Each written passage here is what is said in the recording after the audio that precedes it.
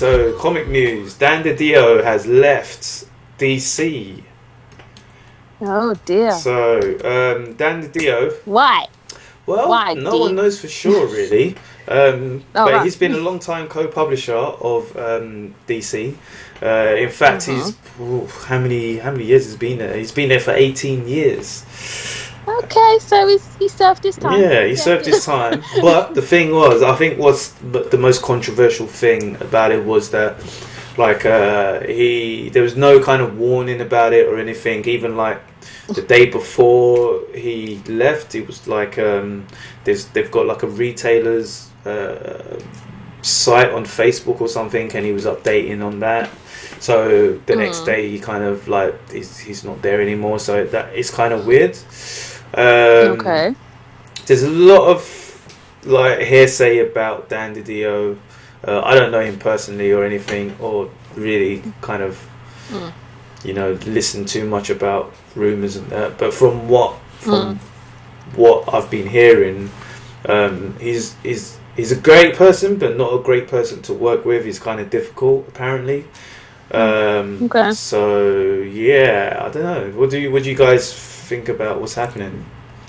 Boy, well, if man's just cutting out of the blue, then like I don't know, like maybe he's got another venture he just wants to thing, or maybe he just doesn't feel comfortable. Like I said, if he's hard to work with, then he doesn't feel comfortable in his work environment.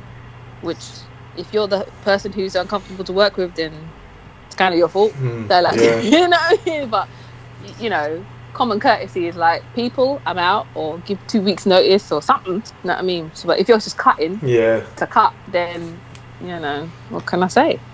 You're kind of rich. You know what I'm You're not Bob rich, but you're like the TV.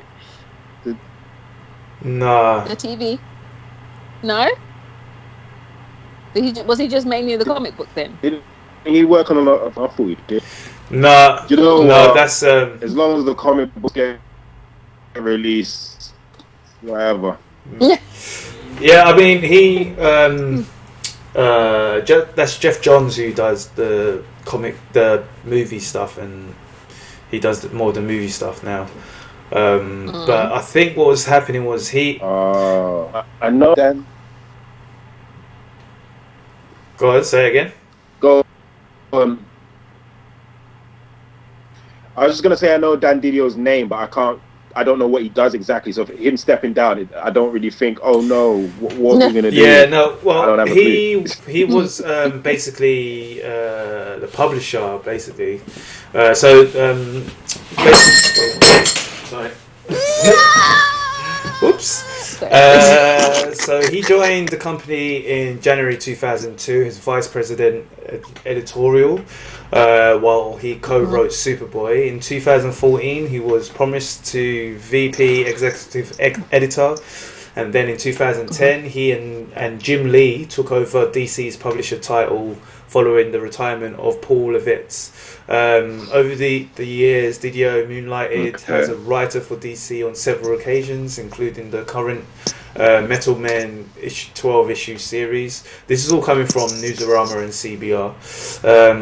This is the seventh departure from DC's editorial department in the past 6 months, following the exit of Pat McCallum, Molly Mahan, Rob Levine, Alex Anton, Dan Telfer, and Harvey Richards. DC ain't doing well. No, they're not. So basically, he was a co-publisher with Jim Lee. I think from what I heard, he was more of taking care of the writing side of things, and Jim Lee takes more care of the artist side of things. So I think a lot of people, from what I said before, it's all, I don't know, I'm not in that world, so from what I'm saying, it's all assumptions and what hearsay.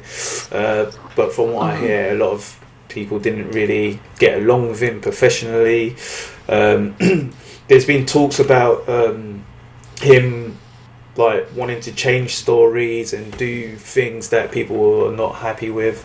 Like for instance, they're doing this new was it Gen G5? which isn't the internet thing. It's basically 5 generations. I think from what I hear, it's like you've got like the golden age kind of or the silver age of DC.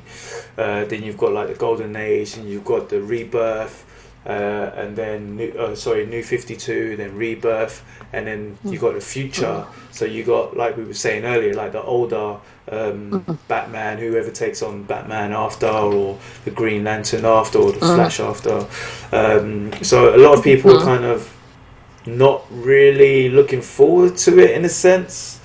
So there's talk of, because he's going, they might not do that, but I don't think that's the case. I think they'll still do that. And also because obviously I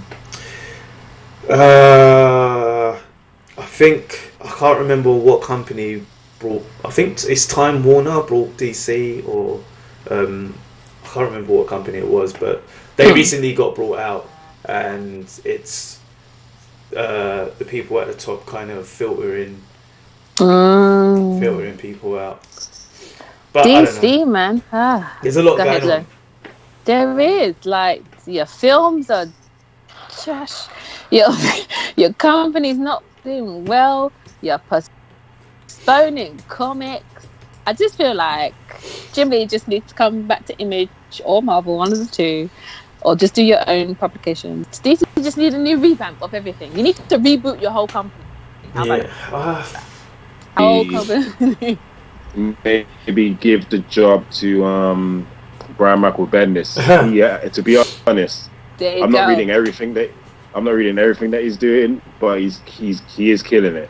Like, he really is. Well, that's another thing that I heard as well, is like he kind of brought in Brian Michael Bendis, and there's some things where this is all things that I've heard. I listen to a lot of podcasts and watch a lot of pinch of salt. So take it with a pinch of salt.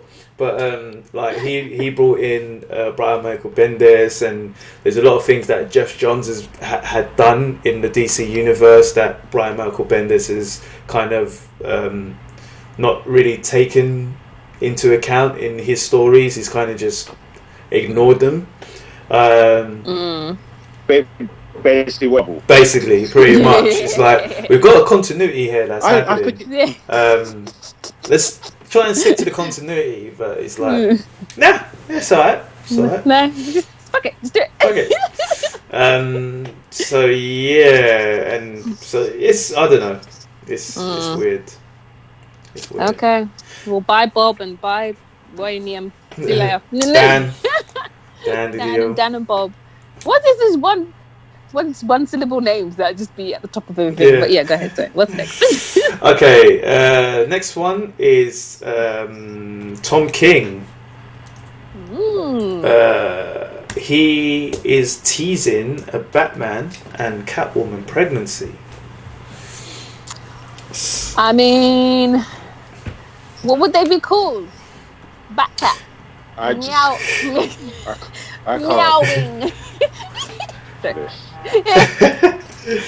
I really can't. How many times has Batman and Catwoman tried to get married? Yeah, I was gonna say that like leading up to like a wedding. That didn't happen, but now I can't be bothered. Okay, so they have had a kid before, back in the days. I mean, back in the 50s, they actually got married and had a daughter named Helena Wayne, and she ended up becoming a Huntress. Yeah, okay. I know her from like Earth 2. Huntress, that's from Earth 2 though. Yeah. From and Earth then 2 continuity. But it happened again. Well, actually, in 2006, after Infinite Crisis, and she had another daughter again called Helena, but she wasn't. It wasn't Batman's daughter. It was Sam Bradley Jr. But that again was retconned. So. So now they're gonna have I don't know. Batcat. Yeah.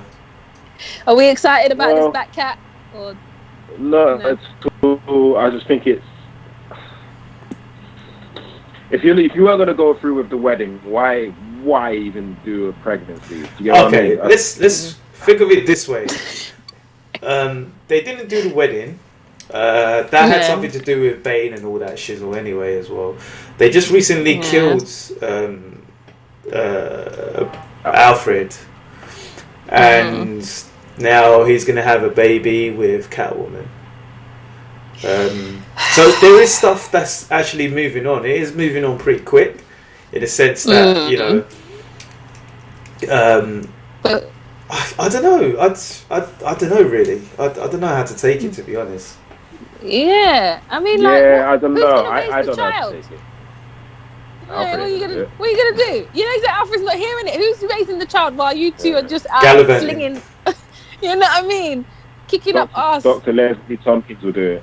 Yeah. Were you gonna make friends with Penguin and be like, "Can you hold my firstborn?" Like, you know what I mean? It's just, no one's doing this. Like, are you really having a baby? Like, come on. Like, I don't know. You're gonna give it to Nightwing and like, what's going on? Okay, what's going on? Like, I don't know. I mean, I don't care. It's DC. You know how I feel, but yeah, if you can have a baby, I don't know, make it exciting or something. I don't know. Yeah. Well. Yeah, we'll see. It'll probably end up being like a dream thing or something. Yeah, Sean's saying Damien's gonna be pissed. That's gonna be interesting. Like, Damien will be pissed, man. I'm confused with Damien. I'm not reading Batman sort of stuff. Is Damien in the Legion of Superheroes in the future, or is he here in the current timeline? No, he's here in the current. Well, I haven't been reading the Legion stuff, but from what I understood, the last that I kind of understood is that his hair is only Superboy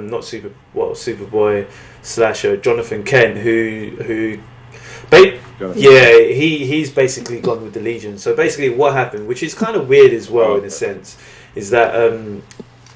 Jonathan was younger than Damien, and then he went off of gallivanting with Superman's father, who survived the decimation of Krypton, and then he basically got trapped for a few years. He came back to Superman and Lois looking like a full-blown 14, 15-year-old. When he left, he was like 10 or 11 or something like that. So he's had quite a few. He's older now. And then as soon as he comes back, the Legion come from the future to take him away to the future so he can do other stuff. So it's like, I don't there's a lot of madness going on in the past year with Jonathan Kent. But from what I understand, I don't think Damien's gone with them. I haven't read that much. The reason I asked, because I don't know if you've seen in the image, I don't know if you follow Brian Michael Bendis, but there's like a Damian Wayne holding up a batarang, right? And then it's like, so that's the you see, but then the Legion are standing in front of that, if that makes sense. Right. Okay. So I just wondered, and also Tim Drake is running with Young Justice, and I figured, and Superboy is back with Young Justice, so I assume we can't have two Robins and two Superboys. Let's just send them to the Legion so that we can have Tim Drake and Connor Kent be, you know what I mean? That's what I thought they were doing. Oh, right. But I don't know. Maybe I'll Google it. This sounds like a whole stew of a lot of going on. Right now. Is. But it seems like there's a lot of legacy. There's a lot of legacy DC. So if you don't know, it's kind of hard to keep up. But that's the thing. I kind of don't know, in a sense. I kind of know the basics, but don't know the intricate details of, like, you know. Yeah, I'm not that far into DC as much as I am with Marvel. Yeah. So, are we done with that one? Oh, hell yeah! Go ahead. Burn that pregnant. Yeah, burn that pregnant. Okay. So, next one is Cable and Deadpool meet for the first time again.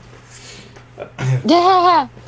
So basically, if you guys don't know, it'll be young Cable. Yeah, we've now got a young Cable who came from the future to kill the old Cable because he weren't doing his job properly. So now old Cable's dead, young Cable's here, and apparently he's going to meet Deadpool for the first time again in issue 3 of Jerry Duggan and Phil Noto Cable. Okay. So Marvel's description reads: Deadpool considers Cable one of his best friends, but the young star of this new ongoing series will be a different Cable than the one he remembers.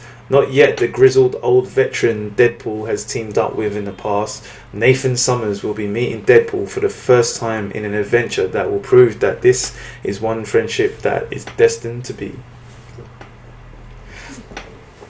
Right. Fair enough. Well, yeah. Have you been reading Young Cable? I'm not reading Cable, so No. no, I've not been reading it. I can't voice an opinion. Yeah, I mean, I have been keeping up with X-Men. My only thing is that when he first appeared, I was like when he first appeared, that was wrong anyway, because he shouldn't have killed his older self.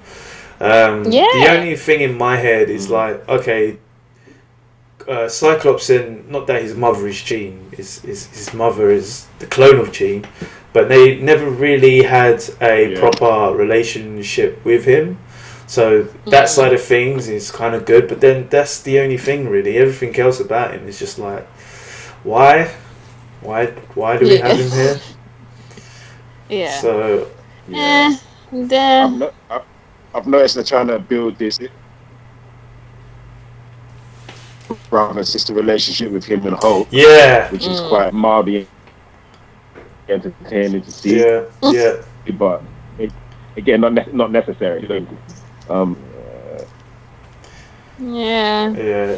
mean, I don't know. It's not anything that I'm too regarding what's going on with it. I feel like there's bigger details regarding X-Men that's more important than Cable being friends with Deadpool or Cable establishing a relationship with Hope. It's like bigger things. Like I'm more concerned with what's going on with Mystique.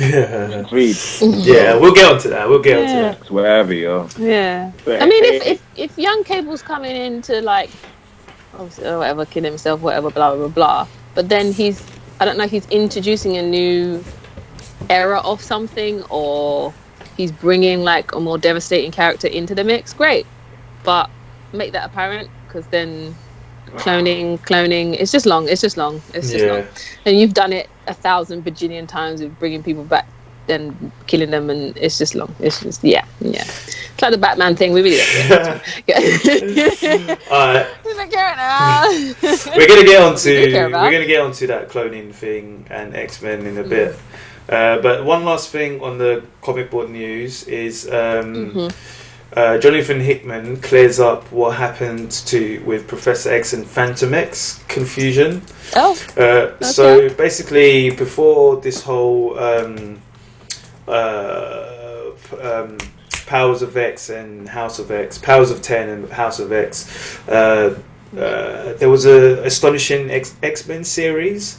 And basically that series back in 2017, it brought back Professor X, but the way it brought him back, because if you can remember, he actually died in I can't remember, I think it was X-Men vs AVX.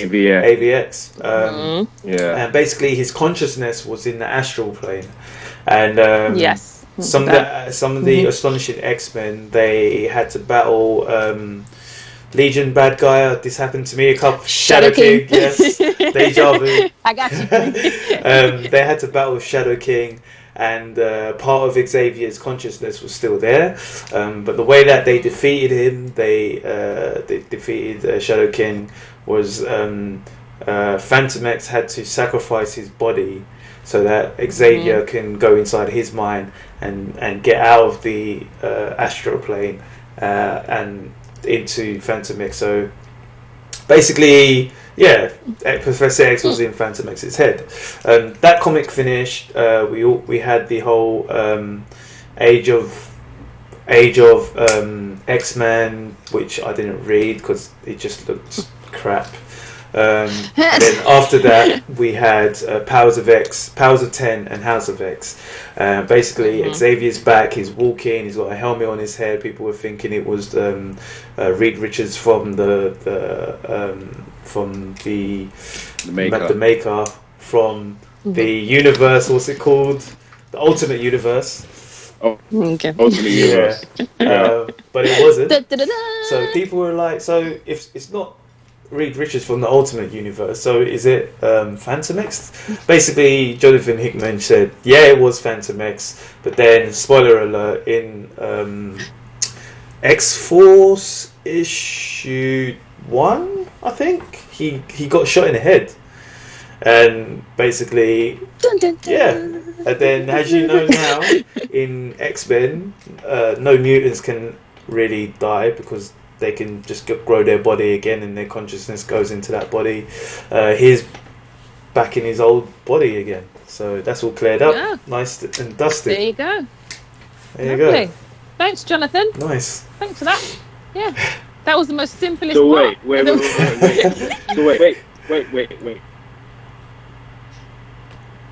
So how is he back in his new body? So basically, he died in Fantomex's body, and now that they can resurrect mutants using the five, they resurrected his old body and put his consciousness in it. Basically. Oh, so when he got killed a few issues ago, that was Fantomex's body. Yeah. Oh. Yeah. If you're not following, it's because you're not a geek people, but it's okay. We're going to teach you, and then this stuff is just going to become normal to you. It's going to be fine. There we go. There's a lot to go through. There's a lot. Yeah. But it's good. So even though the whole Moira McTaggart thing happened, okay, whatever. Yeah, so that Moira thing happened, but then it's fine. I understand. Okay. He gets it. Okay, let's move on. Right. Thanks, Jonathan. Great, amazing. Next thing is reviews.